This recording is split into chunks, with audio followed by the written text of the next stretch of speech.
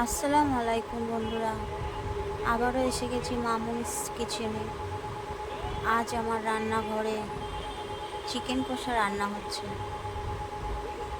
এখানে দুটো ছোট সাইজের পেঁয়াজ নেওয়া হয়েছে। পেঁয়াজগুলোকে কুচি কুচি করে কেটে কষানো হচ্ছে। সামান্য পরিমাণে নুন দিয়ে দিয়েছি। নুনটাকে ভালো করে মিশিয়ে নিচ্ছি যাতে পেঁয়াজগুলো নরম হয়ে যায়। আদা রসুনের পেস্ট দিয়ে দিলাম। ভালো করে নাড়াচাড়া করে নেব, আদা রসুনের গন্ধটা যাতে চলে যায়। পেঁয়াজগুলো বেশ লাল লাল হয়ে গেছে।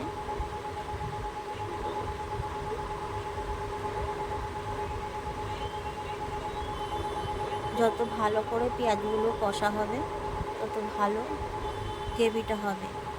কিছু টমেটো কুচি দিয়ে দিলাম। ভালো করে নাড়াচাড়া করে নিচ্ছি।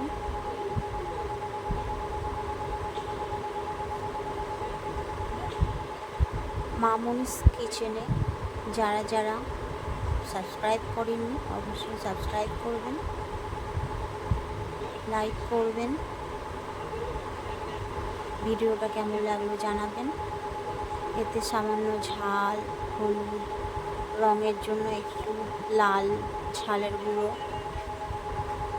কিছুটা নুন দিয়ে ভালো করে মিশিয়ে নেব। অল্প পরিমাণে পানি দিলাম যাতে মশলাটা ধরে না যায়। কষাটা ভালো করতে হবে যাতে খেতে স্বাদ হয়। চাপা দিয়ে কষে নেব, তাহলে টমেটোগুলো তাড়াতাড়ি নরম হয়ে যাবে।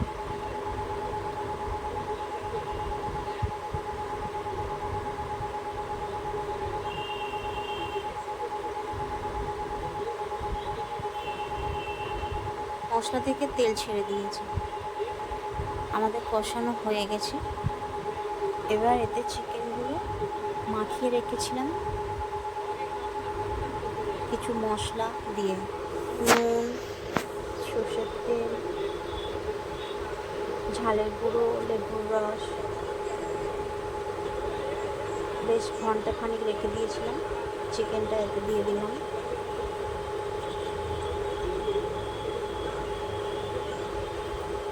ভালো করে নাড়াচাড়া দেবো।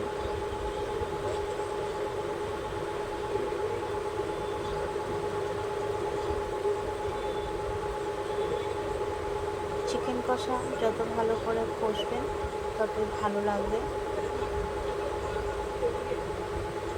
আপনারা কে কোথা থেকে ভিডিওটা দেখছেন অবশ্যই জানাবেন।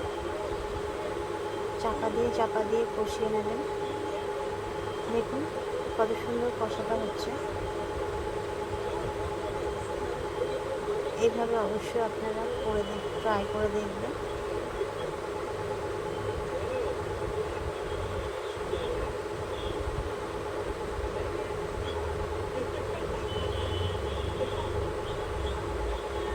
বেশ কষানো হয়ে এসেছে।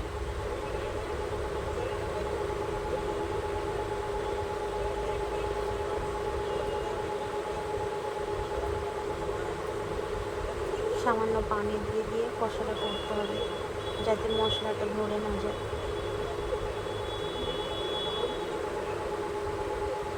দেখুন কষাটা প্রায় হয়ে গেছে।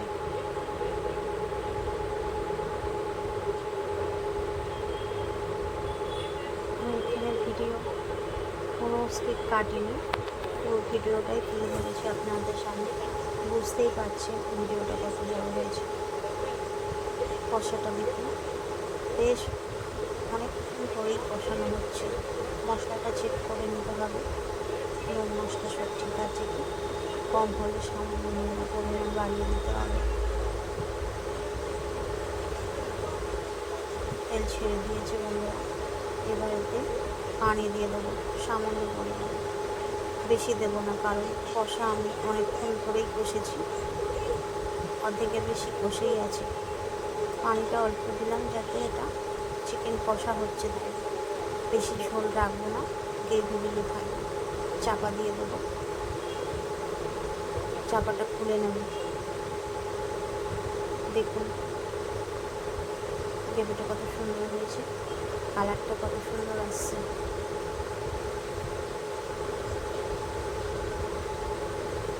রেসিপিটা দেখে আপনারা বুঝতে পারছেন চিকেন কষাটা কত সুন্দর হয়েছে। বাড়িতে আপনারা অবশ্যই এগুলো ট্রাই করে দেখবেন, ভালো লাগবে। ভালো লাগলে শেয়ার করবেন, কমেন্ট করবেন, লাইক দেবেন। গরম মশলা দিয়ে দেবো, নাড়াচাড়া করে নেবো।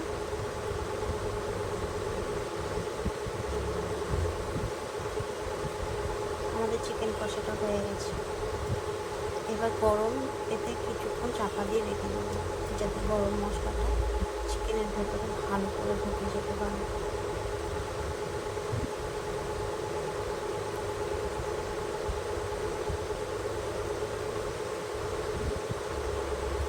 রেসিপিটা হয়ে গেছে দেখুন, কালারটা কত সুন্দর এসেছে। আপনারা দেখেই বুঝতে পারছেন বেশ লোভনীয় হয়েছে। অসংখ্য ধন্যবাদ।